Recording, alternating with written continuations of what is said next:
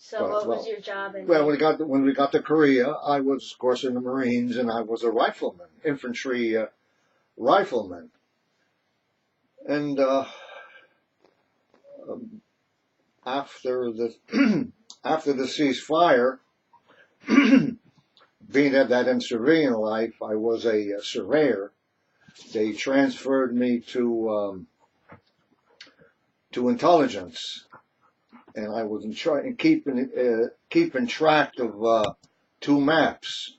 The maps where the information came about where the enemy was, and a map where our forces were. That's all after the ceasefire. And I was there until rotation. It was the time to come home. That was the easy part. The hard part was when in combat, you know. So you were on the front lines? Oh, yeah, yeah. What was it like on the front lines? Horrible.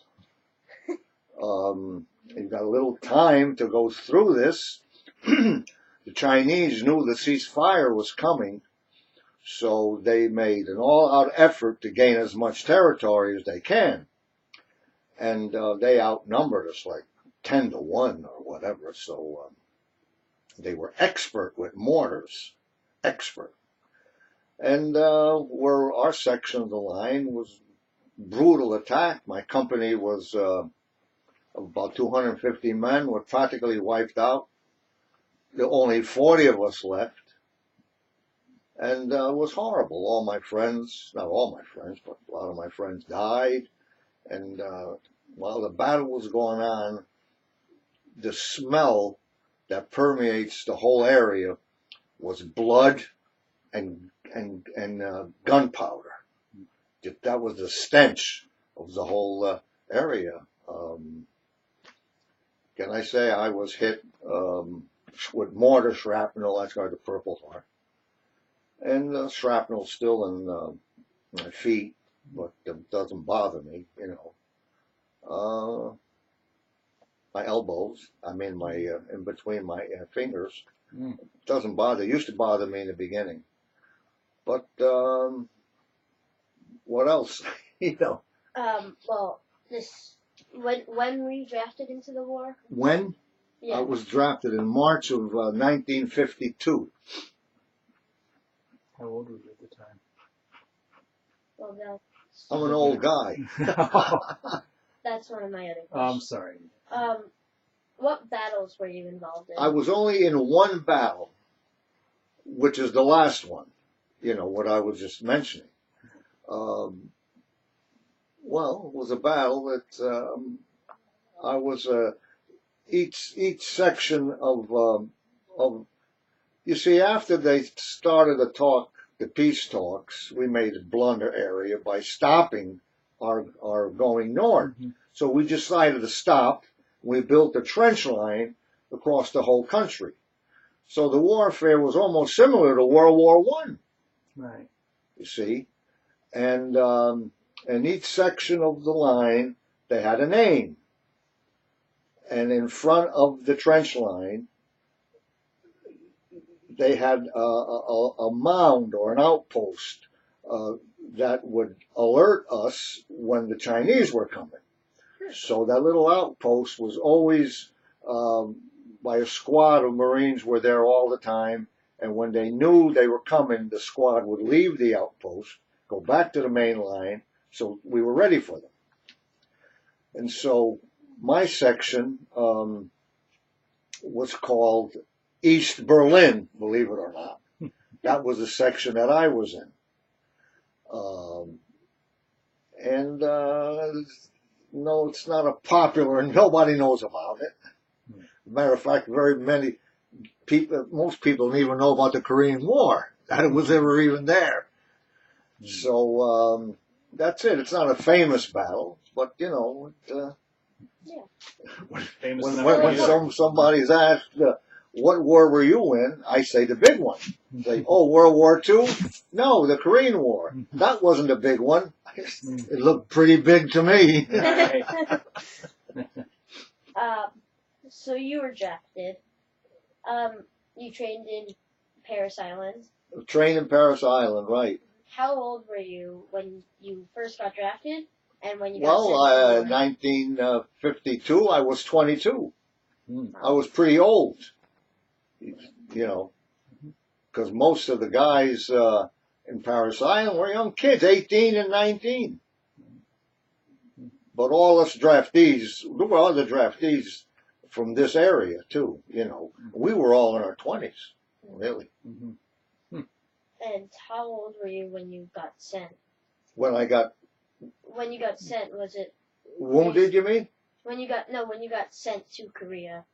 Oh, we left in April of 53, March or April. I was 23. Next year, 1 year later. Yeah. So this is not really about the warfare, it's more politics. What did you think of Truman and MacArthur? Well, it's nebulous. You know, MacArthur, he was a World War II general, hero, and all that. And his idea was you're in a war, you got to fight to win. So if you knew the Chinese were manufacturing armaments in a certain place, you go into China and bomb the factory. You know, right? Well, Truman wanted to limit the war to, of course, you know, he was afraid the World War II, III would start if you want, you know, so he wanted to limit it. In a way, he was right. MacArthur, you know, voiced opinions against Truman, so Truman had to fire him. Pros and cons of all this. You got to figure the Chinese, you know, just finished their civil war. They weren't in great shape to carry on big stuff. Right. So MacArthur, you know, he made one blunder by saying the Chinese weren't going to enter. And they did. And we knew that. I mean, should have known that, because Zhou Enlai, who was the premier of China, said to the ambassador of India that China was not going to allow Americans to be on their border if we went up to the Yalu. And that ambassador told our government what he said. So we knew they were going to come in. MacArthur thought they weren't going to come in. And when we were at the Yalu practically in some of our forces, the Chinese just came down and just killed us. Mm. Right. What was disappointing about the outcome of the war?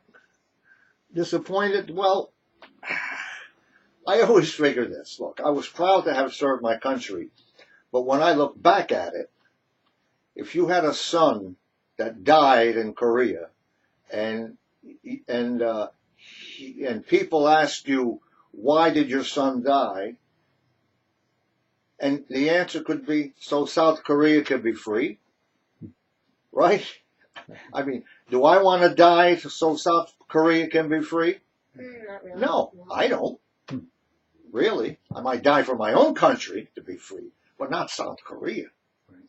Yeah. So it was great that, you know, they are free. They become, business-wise, one of our biggest competitors. So, I don't know. I mean, was it worth it? 35,000 killed, hundreds of thousands wounded, millions of dollars spent. For what?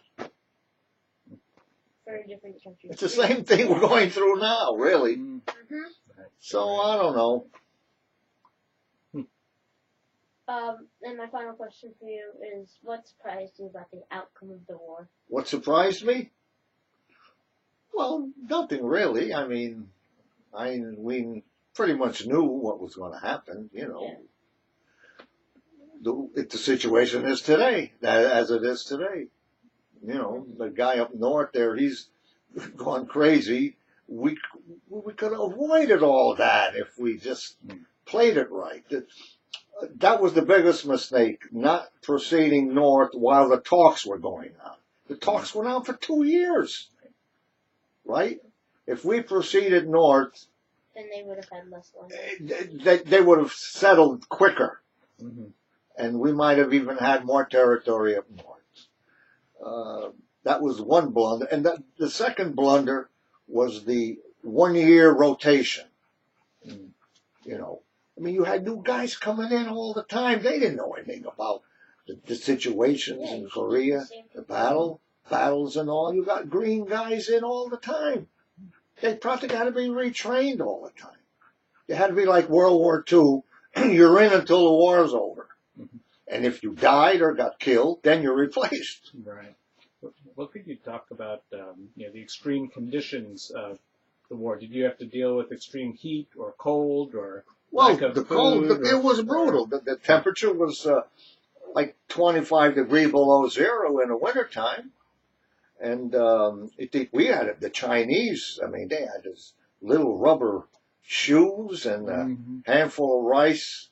I mean, they were good soldiers, really. Yeah. We had control of the air, so in the daytime nothing moved. Our guys would shoot up an old shed. Maybe people are in it, and they only had to move supplies at night, by hand most of the time, just carrying the stuff. Practically no medical at all, and they lost, God, over 1 million guys killed. I mean, it was awful. But, I don't know, especially the Chosin Reservoir. I don't know, you heard about the Chosin Reservoir retreats and all.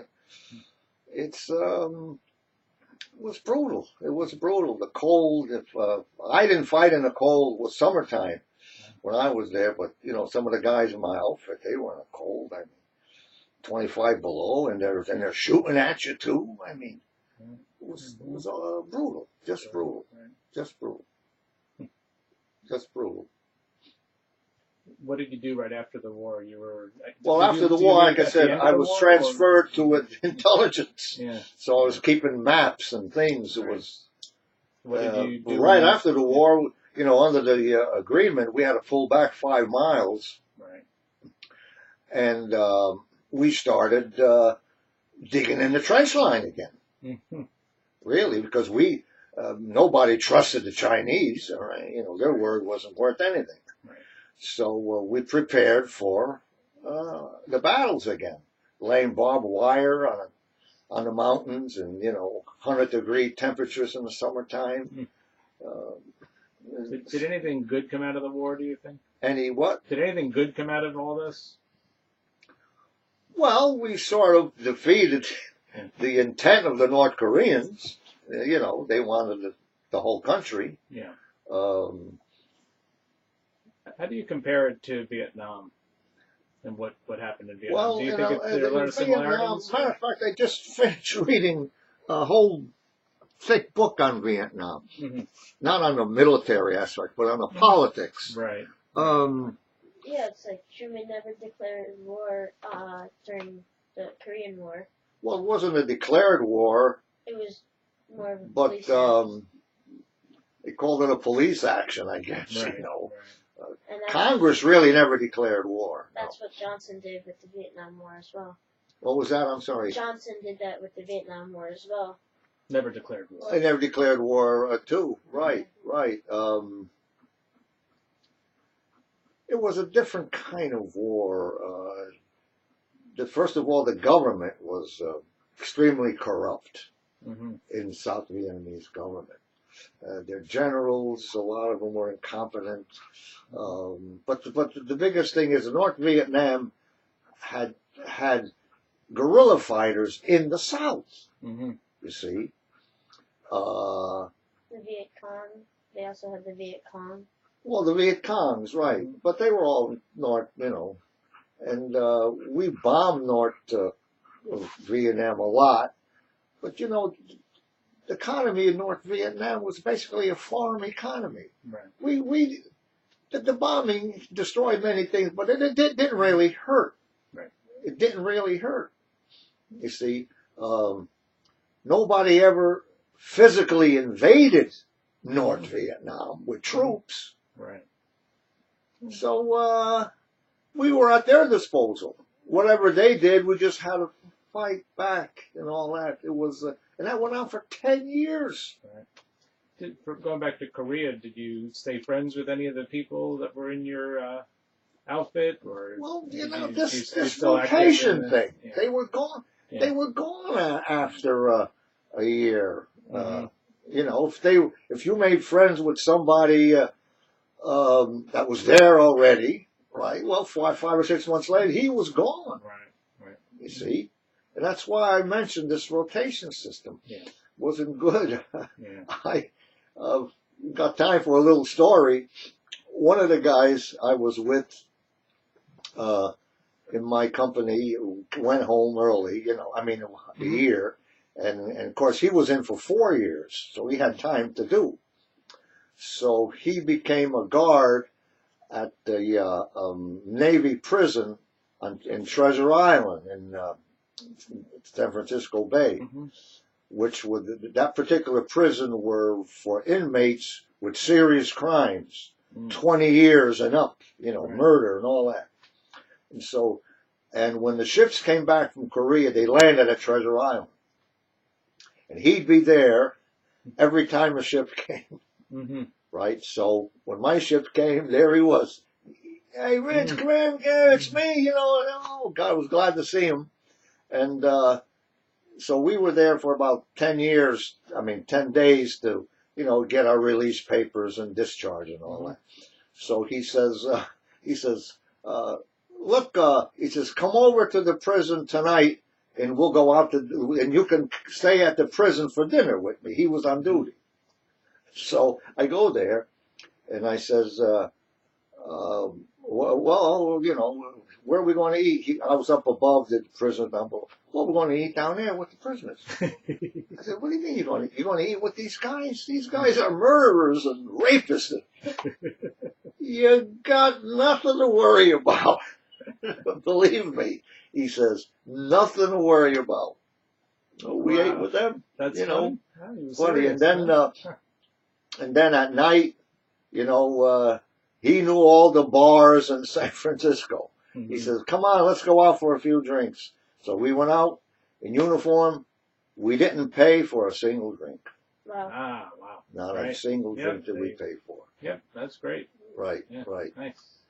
But I went home and he must be dead by now. I don't know. He must be my age or whatever. No, we never really stayed real close to like I say, because you weren't with them that long. For the injuries that you sustained, did you have to be hauled away to a hospital or something? Oh yeah, well yeah. When I got the shrapnel in my legs and all, I couldn't even walk. Right. And the war was still going on, and the sergeant says, crawl your way back to an aid station, which was behind the lines. Well, I crawled back there, just about got there, and I put on a helicopter and went on a hospital ship in Incheon Harbor. It was a hospital ship. Mm-hmm. Yeah. And I was there for, the doctor said, he said, we can take the shrapnel that's on the surface. Yes. But we don't want to dig into for the interior shrapnel. He said they built up a cartilage around it, or they worked themselves out. Right. So what rank were you in, or what rank were you? What? I'm sorry. What rank? Oh, I just was a corporal. Yeah. Lowly corporal. That was pretty good for just 2 years. Yeah, that's right. Well, you see the corporal stripes there. Right. 2 stripes. 2 stripes for a corporal. Right. It's something you'll never forget. You almost think about it almost every day of your life, really. Right. Just lucky to get out of there. Yeah, it sounds Another like funny story on the hospital ship. There were male nurses, Mm-hmm. and so when I was walking pretty good, I was on deck, and it was at night. The male nurse was there, sent down in the smoke, and he says, he says every once in a while, the Chinese sent over a small, like a small, one of these small Piper cups, just to harass, They know we're not going to go after them at night, So they come over, and we call them Bed Check Charlie. Right. I said, well, what if, there was a bomb or something? I says, are there life jackets for the guys? He says, yeah, you see all these life jackets? They were on a rack. Yeah. He took one, he threw it into the water, and it sunk. Right.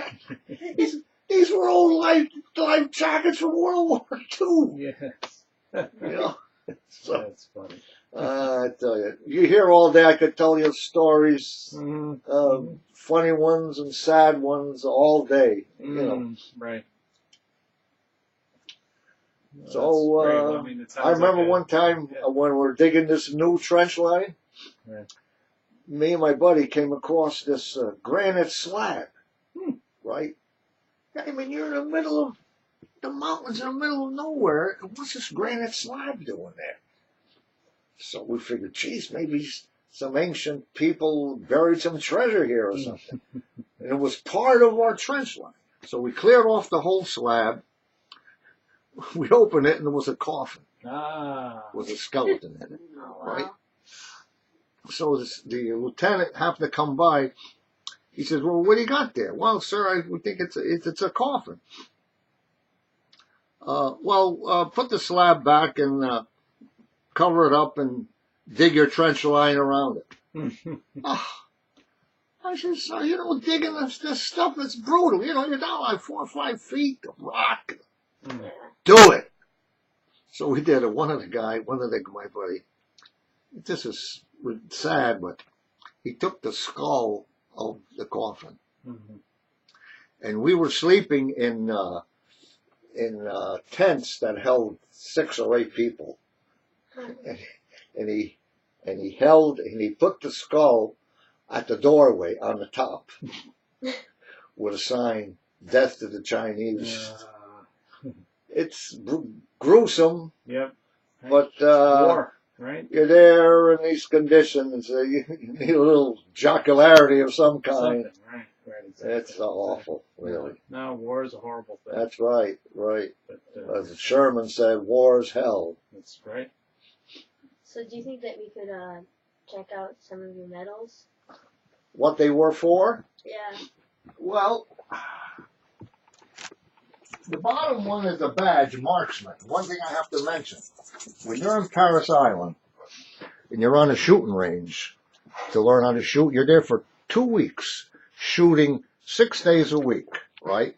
And they have targets. And there's 3 types of badges. Either you're an expert, a sharpshooter, or a marksman. Now, they give you your training for 2 weeks, then the last day is the real thing. Now, you're given 250 rounds. You've got to hit that target. The lowest rate is marksman, which is me. 190 out of the 250. Wow. You're a marksman. The expert is from, the sharpshooter is from 190 to 215. And the expert is from 215 to 250. Now, regardless of your outfit or anything, you never left the rifle range until you're a marksman. Even if you have to stay there a month and your company goes, you're there forever until you're at least a marksman. And they give you the marksman badge. Of course, you know the Purple Heart. Yeah. Oh. This is the Korea Service Medal, National Defense Medal, United Nations Medal, the Korean Presidential Unit Citation Medal, the Naval Unit Citation, the Combat Ribbon, U.S. Presidential Unit Citation.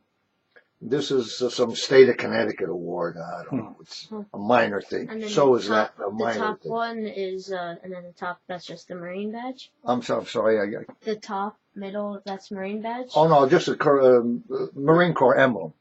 Right. And this is the 1st Marine Division shoulder patch. And this is sundry things, an opium pipe, sterling silver ring I bought from one of the Koreans, dog tag, battalion emblem, and a 50-cent Korean Oh wow. U.S. That put out a 50-cent piece back in 20 years ago or something. And I saw. And that's it. I saw this. Is that just? Well, my book reading. No, I mean this. Oh yeah, this is a 50 caliber machine gun, air cooled. The trouble with the machine guns we had was after constant firing, the barrels would warp. You always have to have extra barrels. Yeah. You see, believe it or not, the best machine guns were the water cooled from World War One, and they used them in World War Two. But you had to carry water and hoses. But you can fire those forever. You see, but we didn't have them. And this is my library, videos. Up there, more books. Down here, more books. I probably got the largest amount of books in private hands of the Korean War. Read them all, battles, and oh no, we can talk all day about this. So I don't know. If you want much more data, I can give you. Just wanted to get your perspective, and I appreciate you spending the time. Thank you very much. It's my pleasure. And thank you for your service. Well, thank you. Thank you. Just did what was asked of me, really.